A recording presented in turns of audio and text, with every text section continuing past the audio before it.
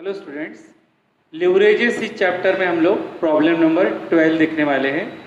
Problem number 12 निकालेंगे सभी। A company provides you the results that its sales are 10 lakhs। 10 lakhs के ऊपर आप लोग कैपिटल एस लिखेंगे। Variable cost is 60%। 60% पे आप लिखेंगे capital V. Fix overhead rupees 1 lakh. 1 lakh पर लिखेंगे कैपिटल एफ। लिखने से क्या होता है, अपने को फिर आसानी हो जाती है, ढूंढना नहीं पड़ता। And interest rupees 1 lakh. 1 lakh पर लिखेंगे हम लोग आई, यानी एस दिया है, वी का परसेंट दिया है, एफ दिया है अमाउंट में और इंटरेस्ट भी दिया है अपने को अमाउंट में। Number A, calculate leverages.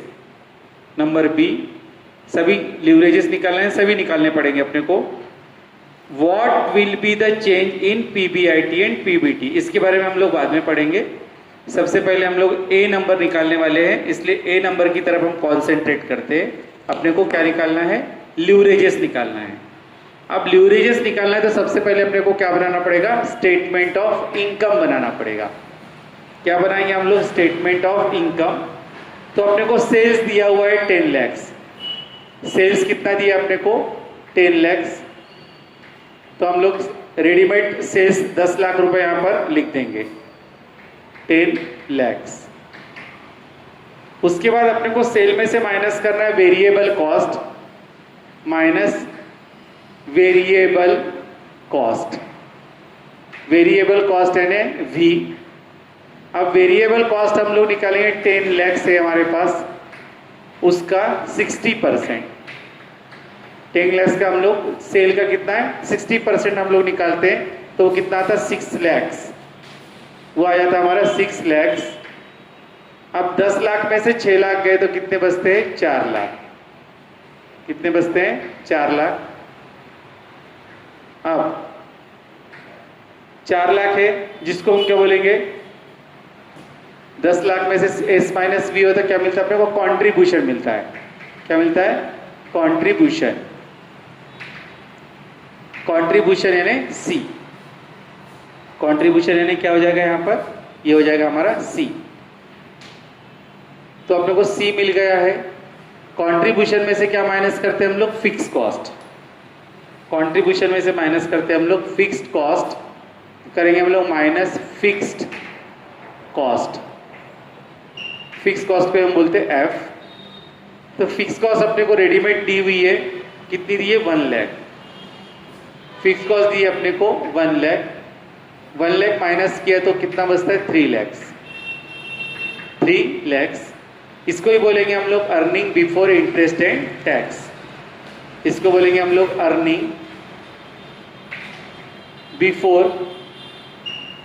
Before interest and tax. Earning before interest and tax, इसी को बोलते हैं हम लोग EBIT। EBIT, earning before interest and tax. अब EBIT में से हम लोग क्या माइनस करेंगे, इंटरेस्ट को माइनस करेंगे, minus interest. Minus interest. Interest भी अपने को रेडीमेड दिया हुआ है, वो है 1 लाख। इंटरेस्ट दिया अपने को प्रॉब्लम में 1 लाख, तो यहां बचता है 2 lakhs। इसको क्या बोलते हैं हम लोग, अर्निंग बिफोर टैक्स। इसको बोलेंगे हम लोग earning before tax. Earning before tax, यही हो गया हमारा EBT। EBT, earning before tax. अब उसके बाद अपने पास कोई इंफॉर्मेशन नहीं है, टैक्स का अपने को कुछ भी रेट दिया हुआ नहीं है, नहीं तो हमने टैक्स माइनस करके EAT निकाल रहे था, अर्निंग आफ्टर टैक्स।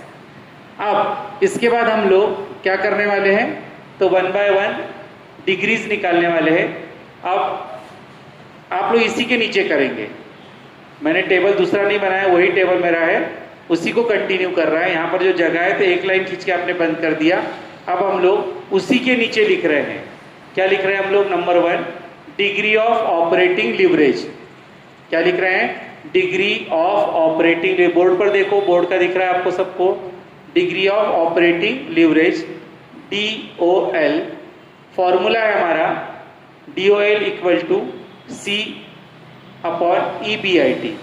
अब हम लोग वैल्यू पुटअप करेंगे तो यहाँ पर दिख रही है अपने को वैल्यू C अपॉन EBIT, यानी 4 लाख को हम लोग 3 लाख से डिवाइड करेंगे 4 लैक्स, ये हो जाएगा हमारा 4 lakhs upon 3 lakhs, 4 lakhs upon 3 lakhs, 4 lakhs upon 3 lakhs divide करते हैं तो आपका आता है 1.33 टाइम्स, ये आएगा आपका 1.33 टाइम्स। इसके बाद चलते हैं हम लोग आगे, degree of financial leverage. Degree of financial leverage का फॉर्मूला है DFL equal to EBIT upon EBT। अब हम लोग सब ये टेबल में दिया हुआ है, हमारा EBIT है 3 लाख, EBIT कितना है 3 लाख, और EBT कितना है, EBT हमारा 2 लाख, EBT हमारा 2 लाख। तो यहाँ पर 3 लैक्स डिवाइडेड बाय 2 लैक्स यदि हम लोग करते हैं तो आता है हमारा 1.5 टाइम्स, कितना आता है 1.5 टाइम्स। उसके बाद हम चलते हैं आगे, फिर नंबर 3 है degree of combined leverage. Degree of combined leverage जिसको हम बोलते हैं DCL, क्या बोलते हैं DCL। तो DCL यहाँ पर लिखेंगे हम लोग DCL equal to DOL into DFL, DCL equal to DOL into DFL। अब वैल्यू पुटअप करेंगे हम लोग यहाँ पर, तो यहाँ आप लोग यहाँ पर भी वैल्यू पुटअप कर सकते हैं, आपको यदि यहाँ जगह नहीं होती होगी तो वैल्यू यहाँ पर पुटअप करके डायरेक्ट सिर्फ क्या आंसर वहाँ पर लिखा तो भी चलेगा। जैसे मैं यहाँ पर एक करके बताता, आपका DOL कितना है 1.33 इंटू DCL कितना है हमारा 1.5, तो डायरेक्ट हम लोग यहाँ पर आंसर भी लिख सकते हैं यदि आपकी जगह नहीं होती होगी तो इसका आंसर आता है आपका 2 टाइम्स, इसका आंसर कितना आता है 2 टाइम्स। तो हमारे 3 आंसर हो गए हैं, तीनों की वैल्यू हम लोगों ने यहाँ पर निकाल ली है। अब हम लोग एक लाइन खींचकर टेबल को बंद करेंगे, एक लाइन खींचकर टेबल को बंद करेंगे। उसके बाद लिखेंगे हम लोग, ये अभी तक की जो किया रूटीन में जैसा लोग हम करते हैं वैसा ही किया है। अब जो हमारा सेकंड ये हो गया तुम्हारा A पार्ट, अब B पार्ट में क्या बोला है देखते हैं हम लोग, what will be the change in PBIT। PBIT यानी मैंने आपको बता के रखा है EBIT को ही बोलते हैं हम लोग, अब मैं EBIT ही वर्ड इस्तेमाल करने वाला हूँ। What will be the change in PBIT and PBT, PBT यानी EBT इफ, किसमें चेंज पूछा उसने, PBIT और PBT में चेंज पूछा। If sales increase by 15%, calculate by leverage and cross check the result. अब वो बोलता है यदि मैंने इफ किसको चेंज कर दिया, सेल को 15% से बढ़ा दिया, इंक्रीज कर दिया, तो उसका PBIT और EBIT पर क्या इंपैक्ट होगा। तो हमने सबसे पहले लिखा इफ सेल्स इंक्रीज बाय 15%, क्या लिखा हमने, सेल्स इंक्रीज बाय 15%। अब हम लोग टेबल में फिर से वही बनाएंगे हम लोग, क्या स्टेटमेंट ऑफ इनकम बनाएंगे, परंतु सेल को हमें अब क्या करेंगे बढ़ाते जाएंगे। सबसे पहले लिखेंगे न्यू सेल्स, न्यू सेल्स। अब इसमें क्या करना पड़ेगा, पुराना सेल कितना है आपका 10 लाख, पुराना सेल आपका 10 लाख, तो यहां पर लिखूंगा मैं 10 लैक्स, 10 लैक्स प्लस 15%, 10 लैक्स में हम लोग को कितना इंक्रीज करना है, 15% से इंक्रीज करना है, तो ये हो जाएगा आपका 11,50,000, ये हो जाएगा तुम्हारा 11,50,000। अब न्यू सेल में से माइनस करेंगे हम लोग variable cost, minus variable cost.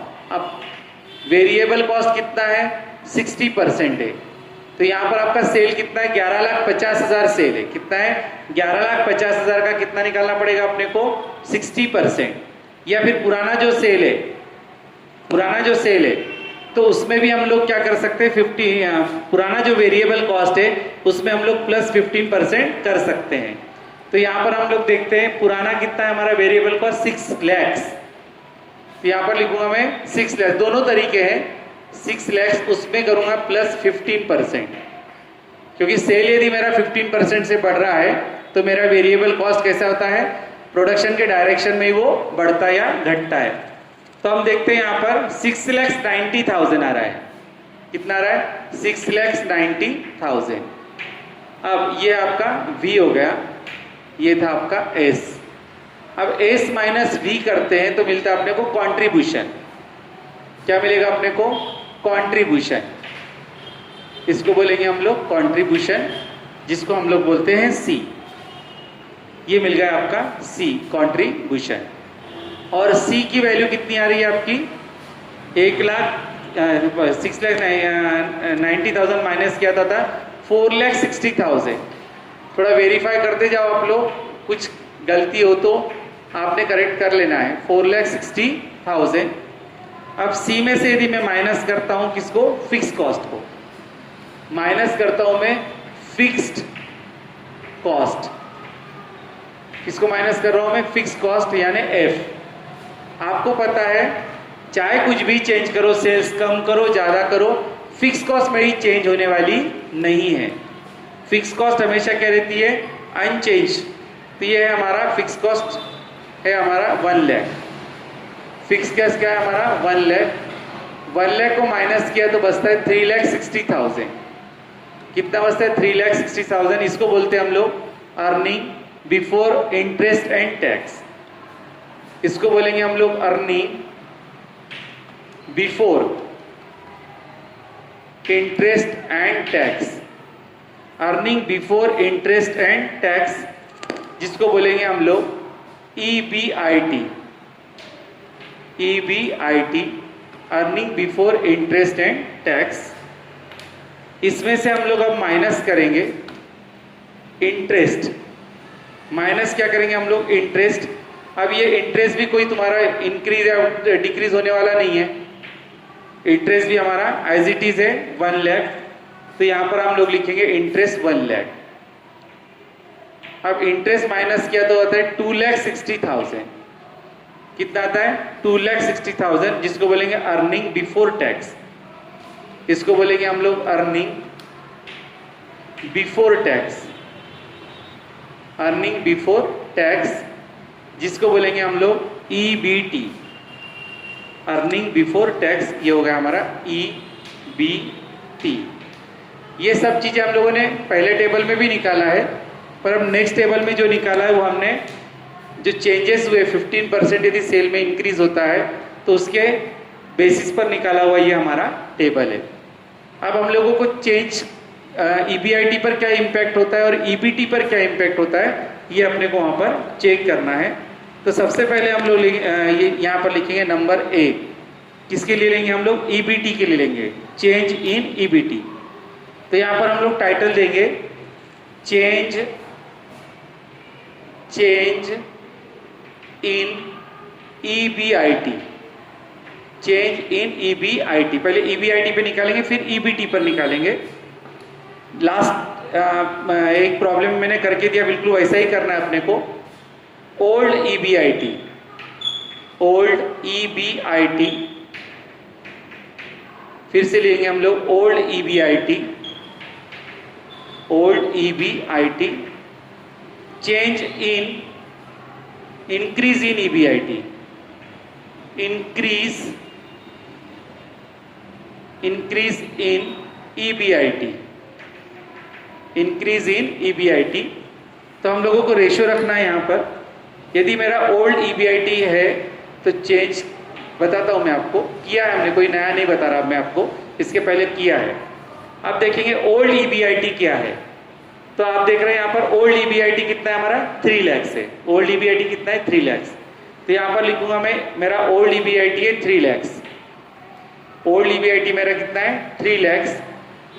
तब इंक्रीज इन EBIT, देखो मेरा EBIT 3,60,000 है, तो डिफरेंस निकालेंगे हम लोग, दोनों का निकालेंगे डिफरेंस। तो कितना हो जाएगा? 60,000। ब्रैकेट में इंफॉर्मेशन के लिए लिखेंगे हम लोग 3,60,000 माइनस 3 लाख। 3,60,000 माइनस 3 लाख लिख लेना ऐसा। 3 लाख मेरा ओल्ड ईबीआईटी, तो इंक्रीज इन ईबीआईटी, तो दोनों ईबीआईटी का मैंने डिफरेंस निकाला न्यू और ओल्ड का। न्यू है 3,60,000 और पुराना है 3 लाख, तो कितना हो जाएगा, कितना इंक्रीज हुआ, 60,000। यदि मेरा ओल्ड ईबीआईटी में कितना मान लेता हूँ, 100 मान लेता हूँ, कितना मान लेता हूँ, 100 मान लेता हूँ, तो फिर मेरा कितना परसेंट इंक्रीज हुआ, तो यहाँ पर लिखेंगे हम लोग 100 into 60,000 divided by 3 lakhs. 100 into 60,000 divided by 3 lakhs, तो ये आपका आंसर आता है 20%। कितना आ रहा है, 20%। तो यहाँ पर लिखेंगे हम लोग therefore increase in EBIT equal to 20%। आखिरी के कॉलम में क्या लिखा मैंने, therefore increase in EBIT equal to 20%। Increase in EBIT equal to 20%। आपको वेरीफाई करना होगा, तो हमारा जो 3 लाख है, क्या है, 3 लाख पुराना ईबीआईटी है, उसमें आप लोग 20% यदि प्लस करते हो तो 3 लाख का 20% है 3,60,000 होता है। कितना होता है, 3,60,000।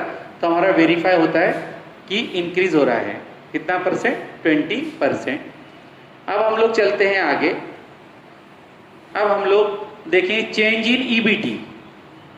अब मैं क्या लिख रहा हूं, change in EBT, change in EBT. अब ईबीटी में चेंज करना है, देखना है, तो फिर से वैसा ही, सेम वैसा ही, सिर्फ वर्ड कौन से इस्तेमाल करना है, ईबीटी, ओल्ड ईबीटी। यहां पर लिखेंगे हम लोग ओल्ड ईबीटी, फिर से लिखेंगे ओल्ड ईबीटी, ओल्ड ईबीटी, और यहां पर लिखेंगे increase, increase in EBT, increase in EBT. तब ये रेशो हम लोग देखते हैं, रेशो रखते हैं। अब देखते हैं हम लोग ओल्ड ईबीटी कितना है मेरा।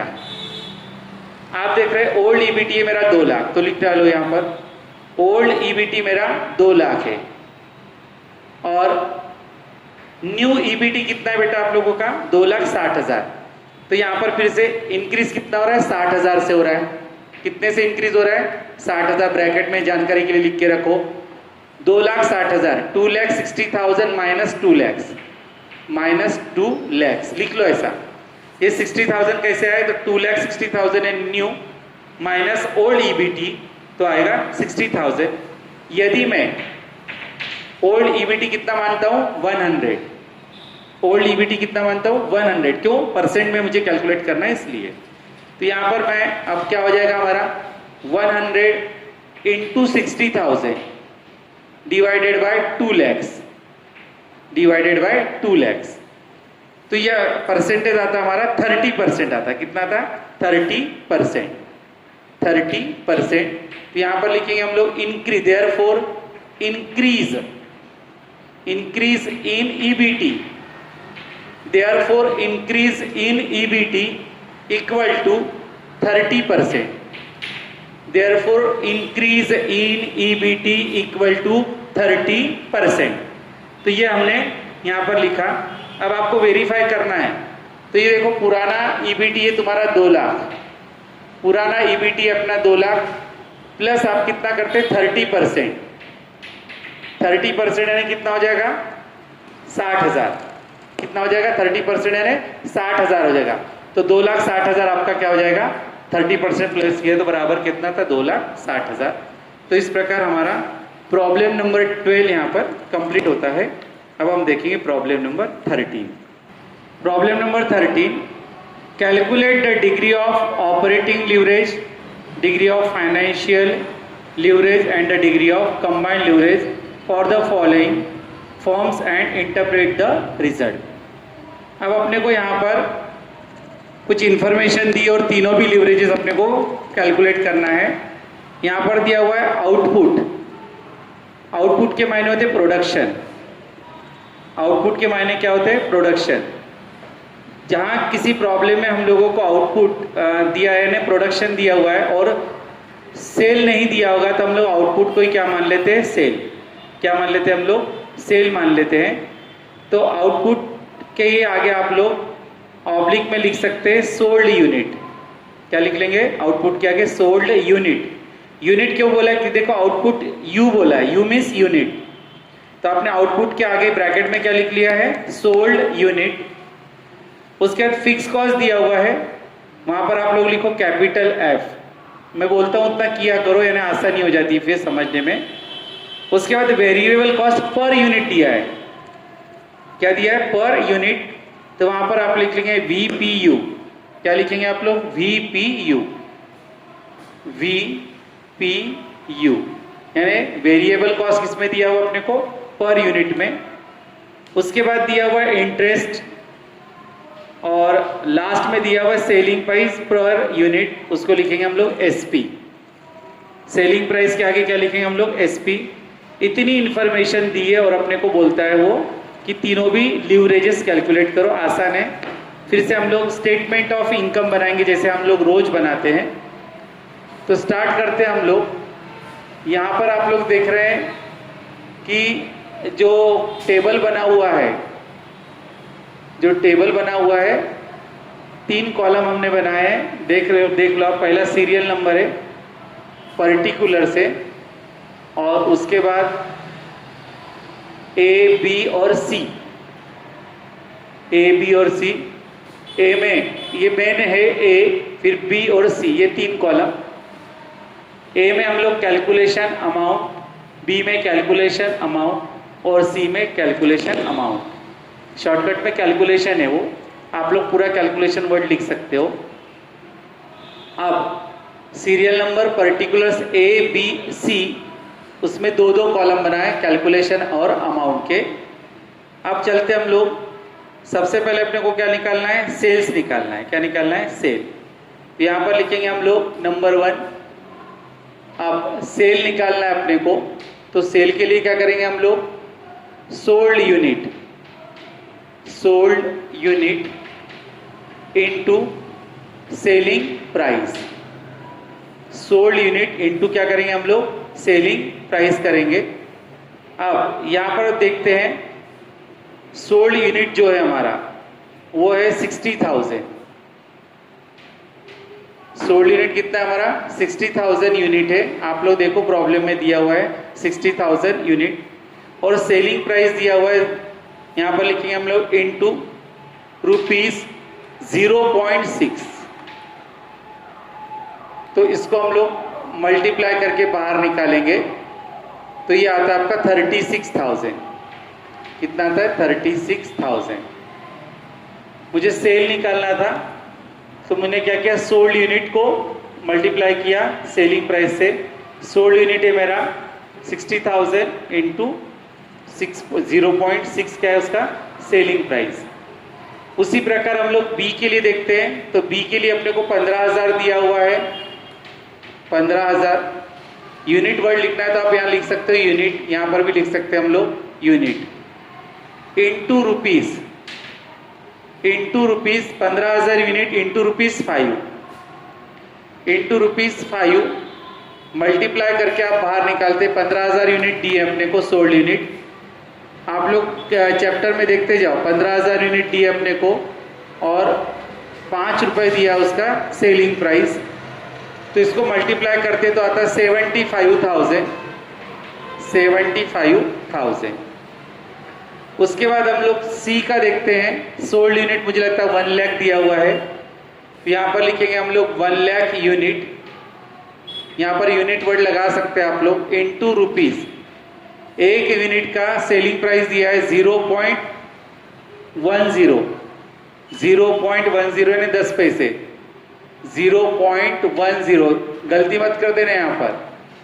0.10 से मल्टीप्लाई करते तो आता है हमारा 10,000। कितना आता है, 10,000। तो ये क्या निकल गया हमको, सेल मिल गया, ये हमको मिल गया सेल। अब सेल में से हम लोग क्या माइनस करते हैं, वेरिएबल कॉस्ट। क्या माइनस करते हैं हम लोग, वेरिएबल कॉस्ट। यहां पर लिखेंगे हम लोग नंबर 2, वेरिएबल कॉस्ट,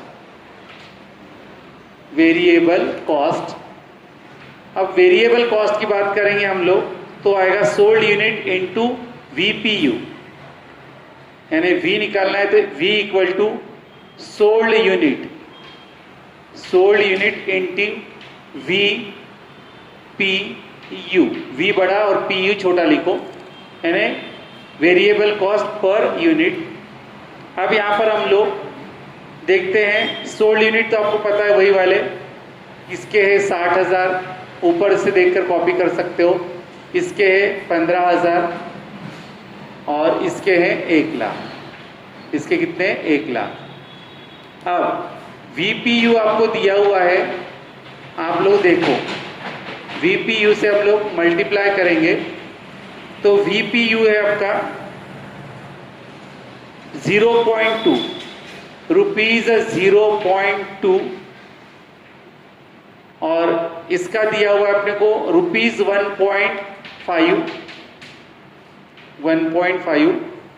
प्रॉब्लम में देखते जब आपको पूरा दिया हुआ है इनटू 0.02 दिया है इनटू रुपीज वर्ड लगा देना 0.02। अब इसको मल्टीप्लाई करते हैं हम लोग तो पहले का आता है हमारा 12,000 12,000, दूसरे का आता है हमारा 22,500 22,500 और तीसरे का आता है हमारा 2,000। तो ये मिल गया हमको V। क्या मिल गया? V। अब इसको हम लोग क्या करेंगे? माइनस करेंगे। इसको क्या करेंगे हम लोग? माइनस करते हैं तो यहां पर आता है अपना 36,000 में से 12,000 यदि गए तो आता है 24,000 और वहां 75 माइनस 22,500 ये होगा 52,500 उधर हो जाएगा तुम्हारा 8,000। कितना हो जाएगा? 8,000। अब यहां पर हम लोग देख रहे हैं कि S माइनस वी किया आपने, S माइनस वी, तो क्या मिलेगा अपने को? कंट्रीब्यूशन। क्या मिलेगा? कंट्रीब्यूशन। तो यहां लिखेंगे हम लोग कंट्रीब्यूशन।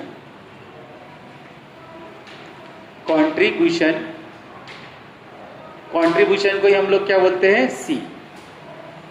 तो अपने को यहां पर मिल गया C। अब चलते हम लोग आगे, उसमें से माइनस करते हम लोग फिक्स कॉस्ट। माइनस करेंगे हम लोग फिक्स कॉस्ट नंबर 3 माइनस, ये माइनस का साइन लगा दीजिए यहां पर, फिक्स्ड कॉस्ट जिसको हम बोलते हैं F। फिक्स कॉस्ट तो सभी में क्या रहेगी? अलग अलग दी हुई है क्या? अच्छा, फिक्स कॉस्ट पहले के लिए दिया उन्होंने 7,000, फिक्स कॉस्ट पहले के लिए दिया उसने 7,000, दूसरे के लिए दिया 14,000 और तीसरे के लिए दिया 1,500 तीसरे के लिए दिया हुआ है। अब हम लोग इसको माइनस करेंगे। इसको यदि माइनस करते हैं हम लोग तो यहाँ पर 24,000 माइनस 7,000 होता है 17,000, 17,000, 17,000। 52,500 माइनस 14,000 का आता है आपका 38,500 और लास्ट में 8,000 माइनस 1,500 का आता है 6,500, 6,500। इसको बोलेंगे हम लोग earning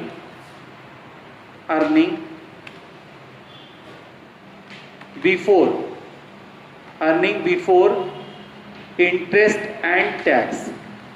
earning before interest and tax, हर चीज में डिटेल में नहीं लिख सकता इसलिए बोलता हूं तो आपने लिखना earning before interest and tax, EBIT। अब EBIT में से माइनस क्या करेंगे हम लोग? इंटरेस्ट दिया हुआ होगा तो माइनस कर देंगे, दिया हुआ है नंबर 4 इंटरेस्ट, नंबर 4 हम लोग माइनस करेंगे इंटरेस्ट। अब इंटरेस्ट हम लोग दिया हुआ है यहाँ पर 4,000, 8,000, पहले के लिए दिया है तुमको 4000 और दूसरे के लिए दिया है आपको 8000 और लास्ट में नीड, यानी तीसरे वाले ने लोन नहीं लिया होगा इसलिए इंटरेस्ट भी वहां पर नहीं है। अब यदि हम माइनस करते हैं तो यहां पर आता है 17 में से 4 माइनस किया तो 13,000 और उधर 38,500 में से 800 माइनस किया 8,000 माइनस किया तो 30,500 30,500 और लास्ट में 6,500 एज इट इज आएंगे 6,500। अब ये जो बचा है इसको बोलेंगे हम अर्निंग बिफोर टैक्स। ये है हमारा अर्निंग बिफोर टैक्स, इसको बोलते हैं हम लोग EBT, इसको बोलेंगे हम लोग EBT, अर्निंग बिफोर टैक्स। अब जितनी इंफॉर्मेशन अपने पास अवेलेबल थी वो हमने लिखकर स्टेटमेंट ऑफ इनकम बना लिया है। आगे और हम लोग नहीं बढ़ा सकते क्योंकि मुझे रेट ऑफ टैक्स नहीं दिया है, प्रेफरेंस का डिविडेंड नहीं दिया, इसलिए वो वहीं पर रुक जाएगा।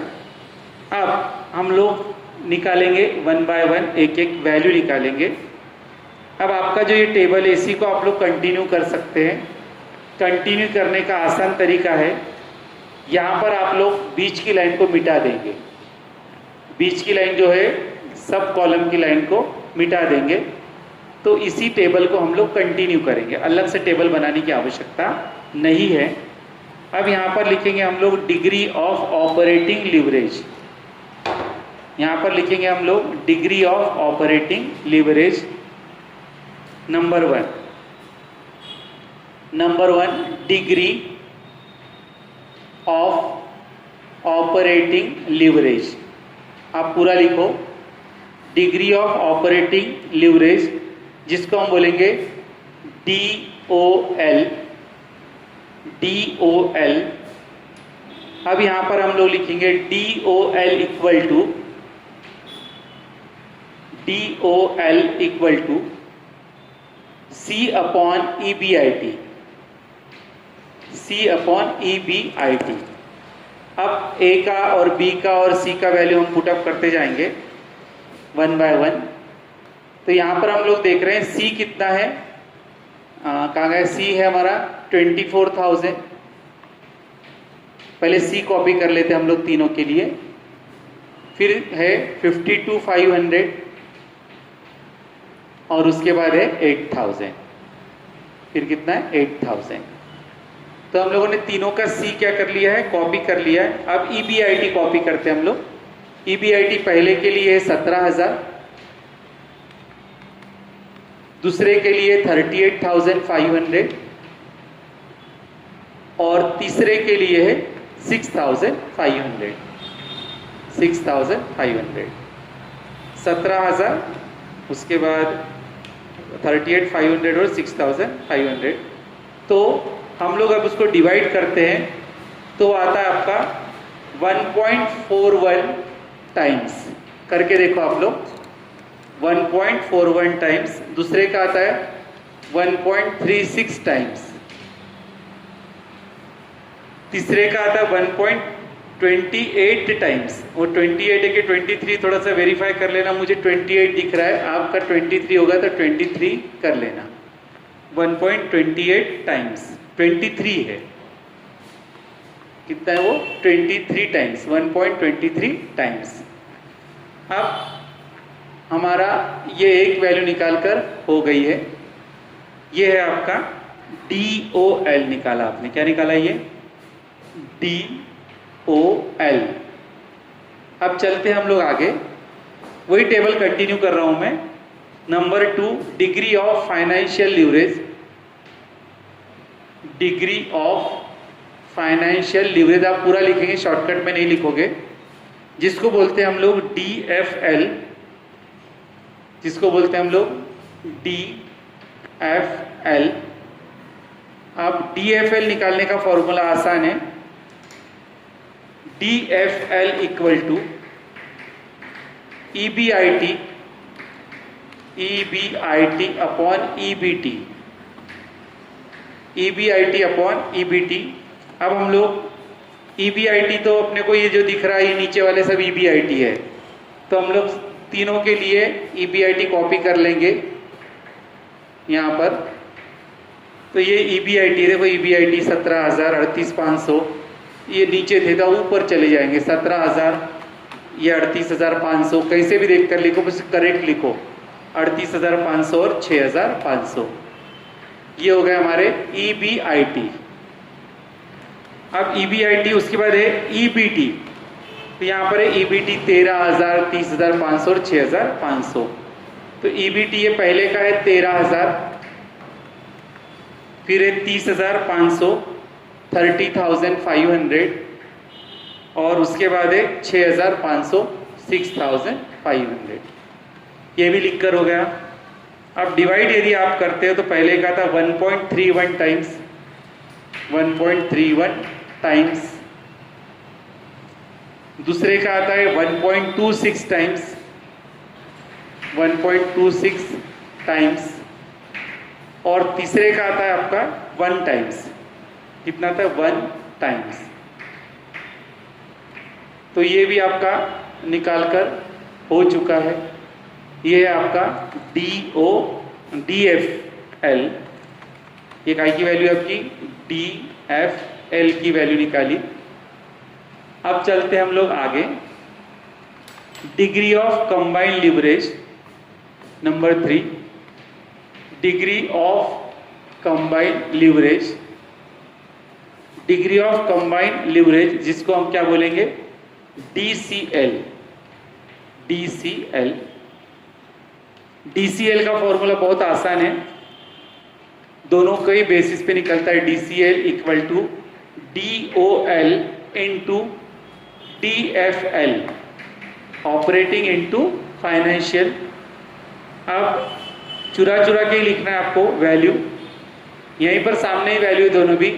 पहले का DOL है 1.41 और DFL है 1.31, दूसरे का है 1.36 इंटू 1.26, तीसरे का है 1.23 इंटू 1, 1.23 इंटू 1। अब वहीं से देखकर लिखना है आपको। अब यदि आप कैलकुलेट करते तो पहले का था 1.85, 1.85 टाइम्स, दूसरे का आता है 1.71 है क्या 72 है, थोड़ा देखकर कर लेना आप लोगों ने करेक्शन। दूसरे का 1.72 है शायद, देख लीजिए आप लोग।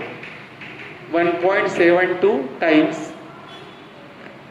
71 या 72 है, थोड़ा सा वेरीफाई कर लेना आप लोग। 1.71 टाइम्स, और तीसरे का है 1.23 times, 1.23 times.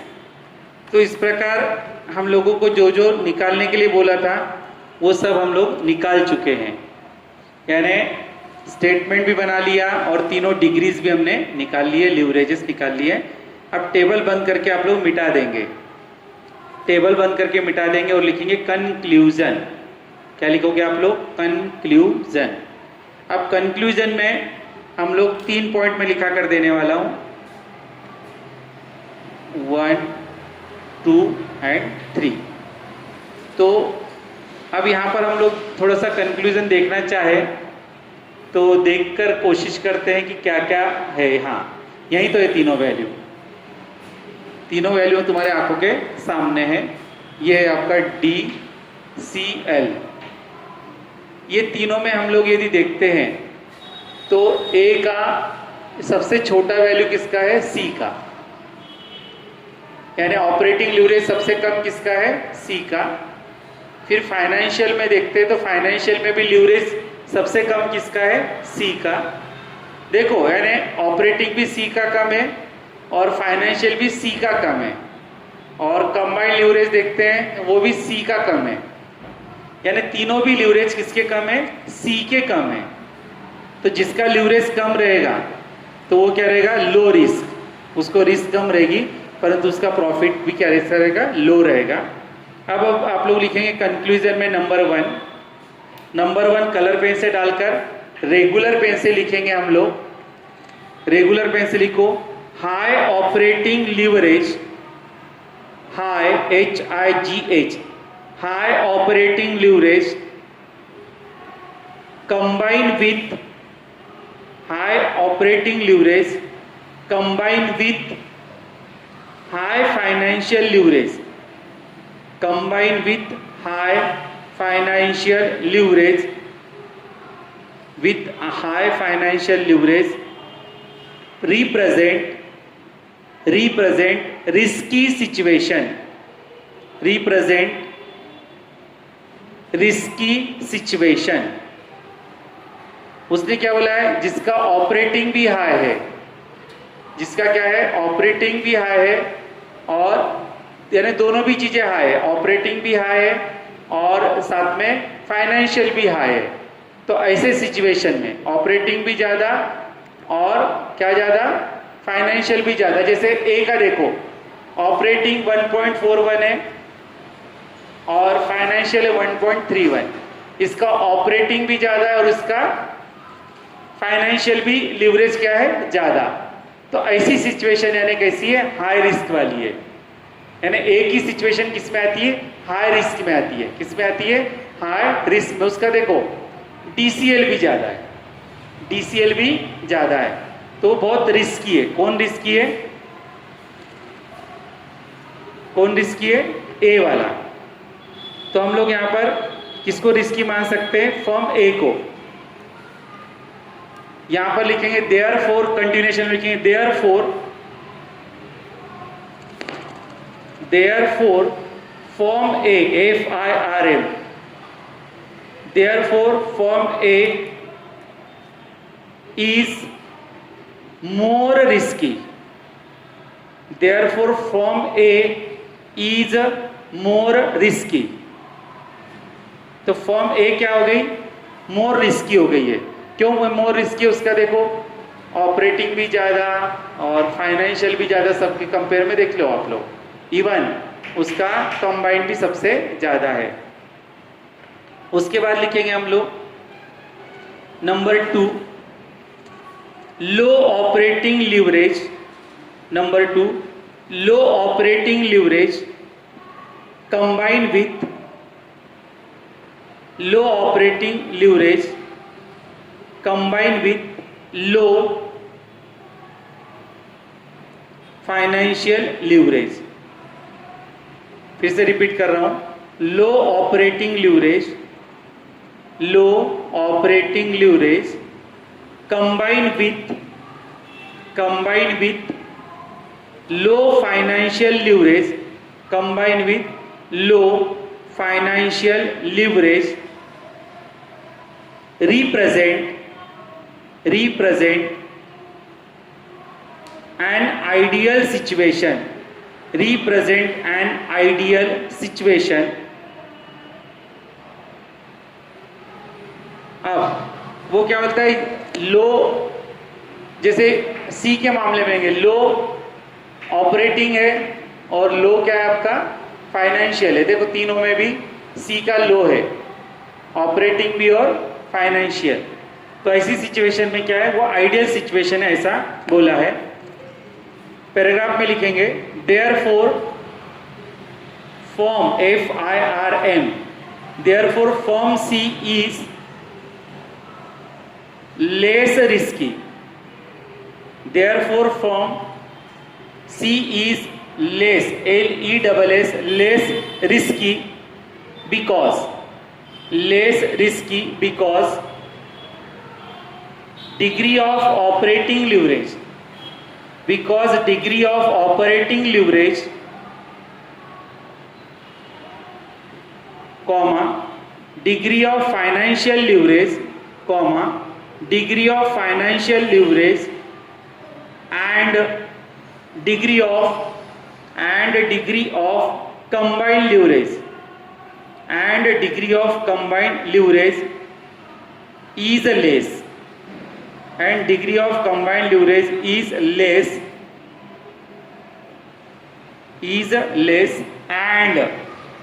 and it has and it has low fixed cost, and it has low fixed cost and no interest, यहां पर हम लोग देख रहे हुए ऐसी सिचुएशन आने का एक कारण है, उसको एक तो फिक्स कॉस्ट नहीं है, फिक्स कॉस्ट भी लो है उसकी, और इंटरेस्ट भी नहीं है। फिक्स कॉस्ट भी लो है, इंटरेस्ट भी क्या है उसका नहीं है, इसलिए वो क्या है रिस्क में नहीं है। तो यहाँ पर 2 पॉइंट में मैंने लपेट लिया, तीसरे पॉइंट की जरूरत नहीं है। तो इस प्रकार से हमारा प्रॉब्लम नंबर 13 कंप्लीट होता है। नेक्स्ट प्रॉब्लम नेक्स्ट वीडियो में देखेंगे हम लोग प्रॉब्लम नंबर 14। Thank you.